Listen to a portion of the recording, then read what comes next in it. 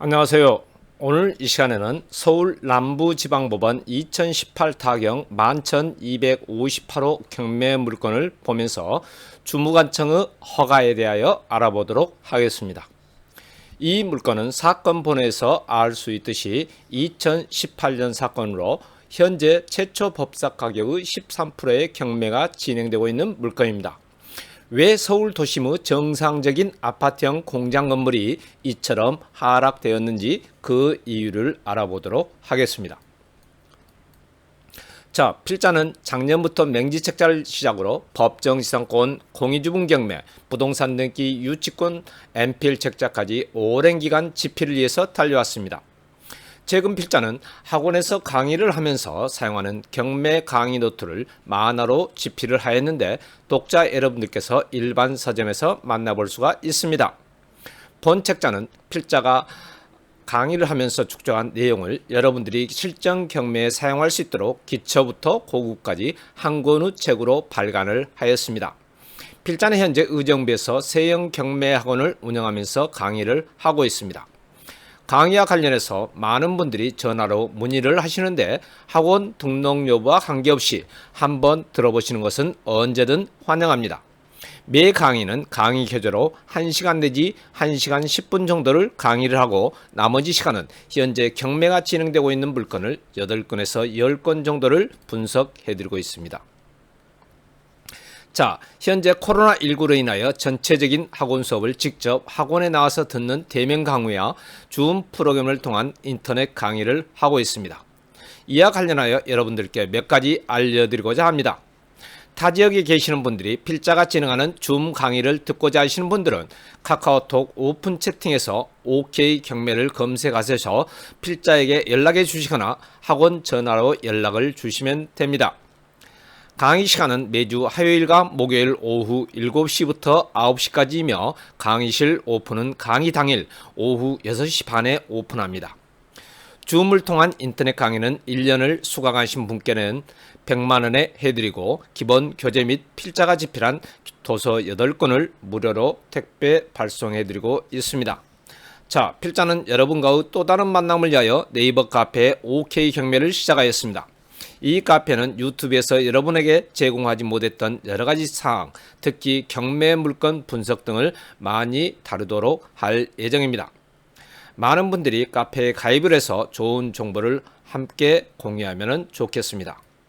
자, 서울 남부지방법원 2018 타경 11,258호 1번과 2번 물건입니다.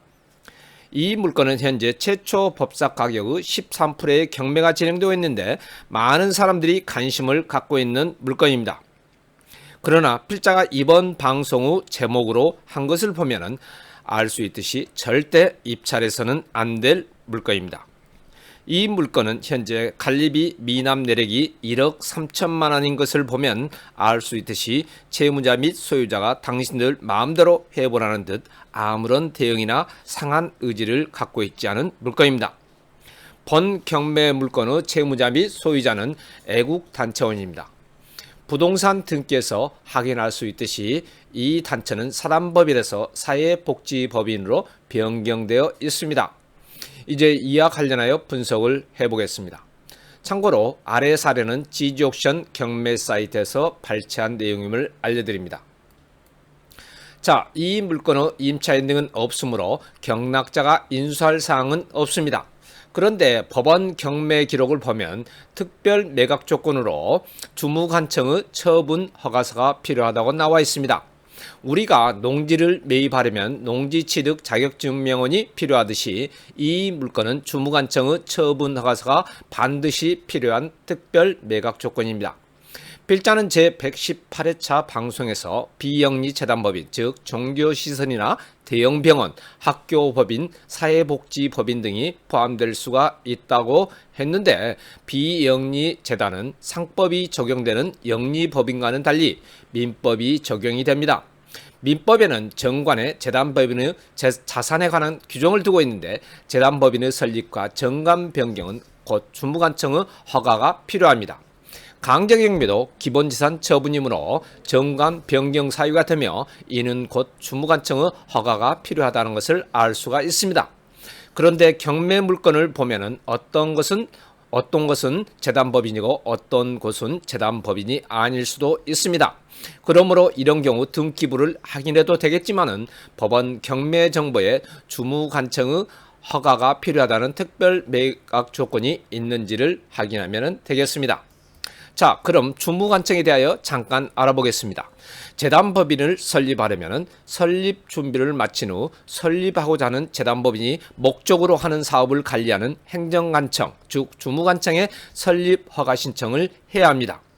주무관청을 확인하기 위해서는 정부조직법과 각 부처의 직제 시행 규칙 등을 확인하여 주무관청을 확인해야 하는데, 우리는 보통 재단을 설립할 경우 변호사나 법무사의 조력을 받으니 별다른 어려움은 없을 것입니다. 이 물건은 시도지사의 처분 허가서가 필요하다고 나와 있는데, 법인의 활동 영역이 특정 지방자치단체의 관할구역 내에 있으면 해당 시도지사나 시장, 군수, 구청장이 주무관청입니다. 자, 그럼 이 물건을 경락받은 사람은 매각 결정 기일까지 주무관청의 처분 허가서를 제출해야 하는데, 이게 가능할 것인지를 살펴보겠습니다. 만약 여러분들이 이 물건을 경락받아서 주무관청에서 처분 허가서를 받고자 한다면 주무관청은 경락자인 여러분들의 의사는 전혀 생각지도 않고 해당 법인의 이사에서 경매 관련 의결이 있었는지를 볼 것입니다. 그러나 이 물건은 보시다시피 강제경매이므로 채권자, 즉 경매 신청자는 이사의 의결의 유무와 관계없이 경매를 진행하였을 겁니다. 그렇다면 해당 법인의 이사에서 이 물건을 경락받은 사람에게 자신들 소유 부동산을 넘겨주자고 의결을 할 리가 없으며 주무관청에서 처분 허가서를 해줄 일도 없을 겁니다. 그러므로 이 물건을 경락받은 사람은 입찰 보증금을 날릴 것이 뻔한 일입니다. 그렇기 때문에 재단법인에 대하여 경매가 진행될 경우 임의경매와 강제경매의 경우를 보면 임의경매는 근저당권에 의하여 경매가 진행되므로 근저당권을 설정할 당시 이사의 의결과 주무관청의 허가를 받았을 것입니다. 그러므로 이런 경우, 즉 근저당에 의한 임의경매의 경우에는 주무관청의 허가가 필요 없다는 것이고, 강제경매는 주무관청의 허가가 한 번도 없었으므로 경락 후 소유권 이전을 위해서는 반드시 주무관청의 허가가 필요한데, 주무관청 허가는 경락자의 의사와는 상관없이 이사의 의결이 있었느냐만을 보는데, 이사에서는 이런 내용을 의결을 해줄 리가 없기 때문에 경락 허가 결정을 받을 수 없고, 그로 인하여 보증금을 날리는 것이 된다는 말씀입니다.